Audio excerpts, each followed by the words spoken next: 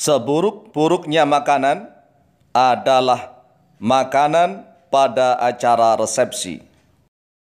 Pertanyaan, Assalamualaikum warahmatullahi wabarakatuh.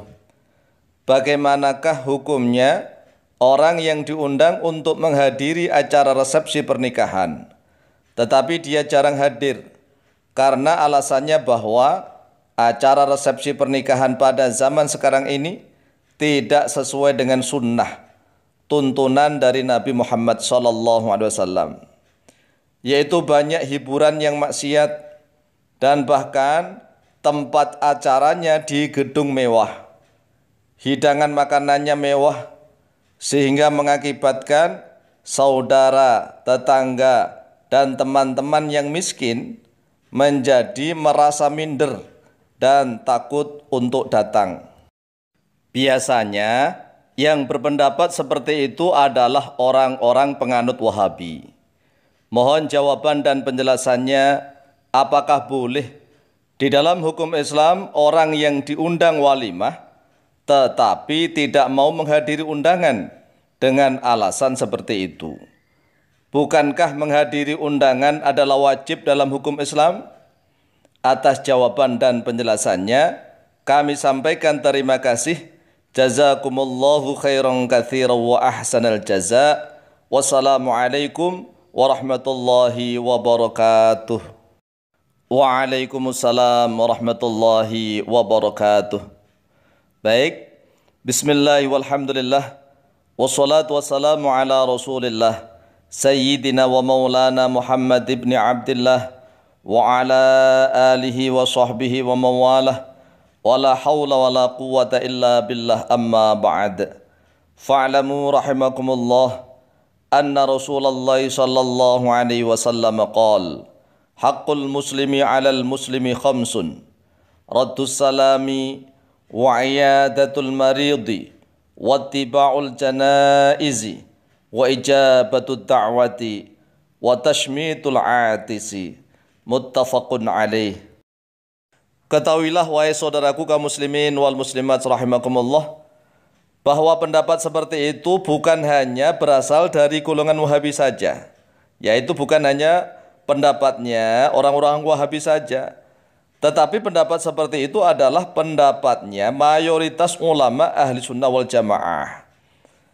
Para ulama ahli sunnah wal jamaah mengatakan pada awalnya hukum menghadiri undangan adalah wajib, itu pada awalnya.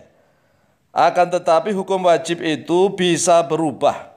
Bisa berubah artinya bisa gugur, tidak wajib lagi, manakala ada udzur syar'i. Udzur syar'i semisal yang diundang itu ada halangan seperti sakit. Kalau yang diundang sakit, masa wajib datang? Kan enggak.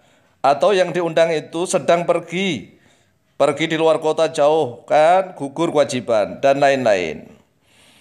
Atau semisal di dalam acara walimah tersebut memang ada kemaksiatan seperti hiburan yang dilarang oleh syariat Islam, atau acara walimahnya terlalu mewah di gedung besar, hidangan makanannya mewah berlebih-lebihan, bahkan mengakibatkan orang-orang miskin di sekitarnya, tetangganya, saudaranya, kerabatnya, teman-temannya yang miskin takut dan minder, maka gugur kewajiban menghadiri undangan tersebut.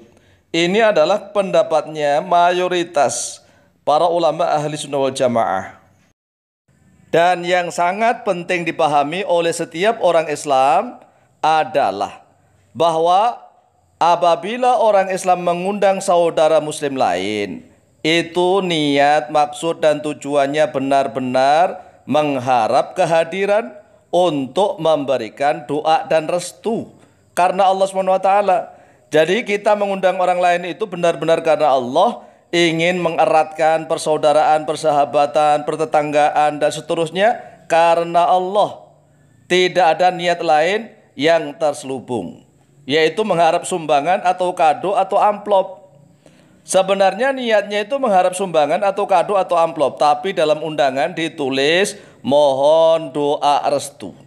Kalau memang niatnya mengharapkan sumbangan atau kado atau amplop, Ya ditulis di dalam undangan itu mengharap kehadiran plus kado plus sumbangan plus amplop dan lain-lain begitu loh. Jadi tidak ada unsur tipu daya. Jika memang benar bahwa niat yang sebenarnya itu adalah mengharap sumbangan atau kado atau amplop, maka tidak wajib hadir, ya, tidak wajib hadir lagi. Artinya bahwa jika tidak hadir pun maka tidak berdosa. Inilah yang harus dipahami. Kadang-kadang kita ini kan takut tidak hadir, takut nanti malah hutang-hutang. Karena apa? Kalau dia nggak datang, diomongin. Jadi dia datangnya bukan karena Allah juga, karena takut diomongin. Jadi yang mengundang bukan karena Allah, yang datang pun bukan karena Allah. Inilah rusaknya sistem perundang-undangan. Ngundang orang, yang diundang pun juga rusak, yang mengundang rusak. Namun apabila tetap hadir, walau tanpa membawa sumbangan, atau tanpa bawa kado, atau tanpa bawa amplop, maka hukumnya sunnah, ya. Sunnah hukumnya, nggak bawa apa-apa, nggak apa-apa. Lawang dia kan menghadiri undangan. Ya menghadiri undangan ya dihadiri. Kan wajibnya itu kan menghadiri undangan. Masalah amplopnya, kadonya itu kan sunnah. Lah apalagi dia datang hadir membawa amplop sekalian, tambah pahalanya berlipat ganda. Tapi tetap dengan syarat bahwa di dalam acara walimah tersebut tidak ada kemaksiatan atau kemungkaran yang dilarang oleh syariat Islam. Dasar ibaratnya bisa kita baca di dalam kitab Fathul Bari Syarah Sahih Bukhari juz yang ke-9 halaman ke-245 dan juga di dalam kitab Subul Salam juz yang kedua halaman 228. An Abi Hurairah radhiyallahu anhu qala Rasulullah sallallahu alaihi wasallam syarrut ta'ami ta'amul walimati. Syarut ta'ami bermula seburuk-buruk makanan, ta'amul walimati yaitu makanan walimah, makanan yang dihidangkan pada acara resepsi pernikahan.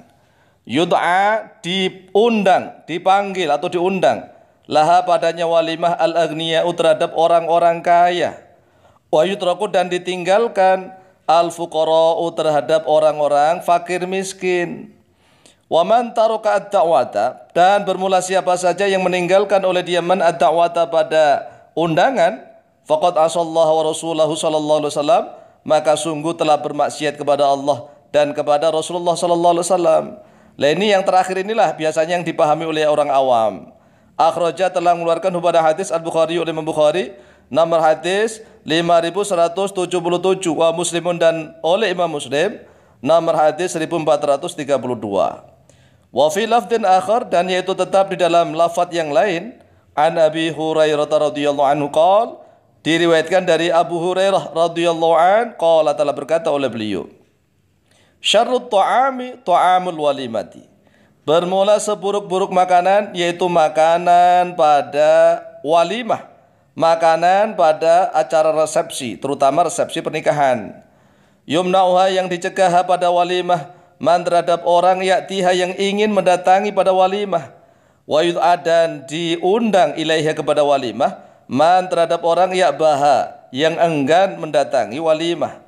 Jadi walimah itu sebenarnya para fakir miskin itu kan jarang makan, kepingin diundanglah pada acara walimah. Tetapi yumna'uha tidak bisa tercegah karena walimahnya terlalu mewah dan melupakan orang-orang miskin. Yang diundang orang-orang kaya, pejabat-pejabat, wah begitu kan. Terasa wah gitu kalau mampu mengundang para pejabat-pejabat. Padahal pejabat itu kan sibuk. Sibuk sebenarnya kata Rasulullah mayyabaha. Dia tidak ingin, enggan untuk mendatangi walimah karena kesibukannya ini dan itu.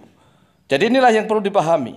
Wa man lam yujib dan barang siapa yang tidak menjawab, tidak mendatangi ad-da'wata pada undangan, faqad asallahu rasulahu maka sungguh telah bermaksiat kepada Allah dan kepada Rasulnya sallallahu alaihi wasallam. Muttafaqun alaih. Kemudian dijelaskan oleh sahabat, salah satunya adalah oleh Ibnu Mas'ud. Qala Ibnu Mas'udin telah berkata oleh Ibnu Mas'ud radhiyallahu an, idza khussa al-ghaniyyu apabila dikhususkan terhadap orang kaya, wa turika dan ditinggalkan al-faqiru terhadap orang fakir miskin, umirna maka diperintahkan terhadap kami alla nujiba, pada sekiranya tidak mendatangi undangan itu. Jadi jelas bahwa para sahabat diperintahkan oleh Rasulullah SAW apabila acara walimahnya itu wah-wahan yang diundang orang-orang kaya, meninggalkan orang-orang miskin, maka para sahabat diperintahkan oleh Rasulullah tidak boleh mendatanginya. Ya, jadi tidak mendatangi undangan yang wah-wahan di gedung mewah, makanan yang serba mewah, melupakan fakir miskin itu, walaupun kita tidak hadir tidak apa-apa. Wallahu ta'ala a'lamu bishawab.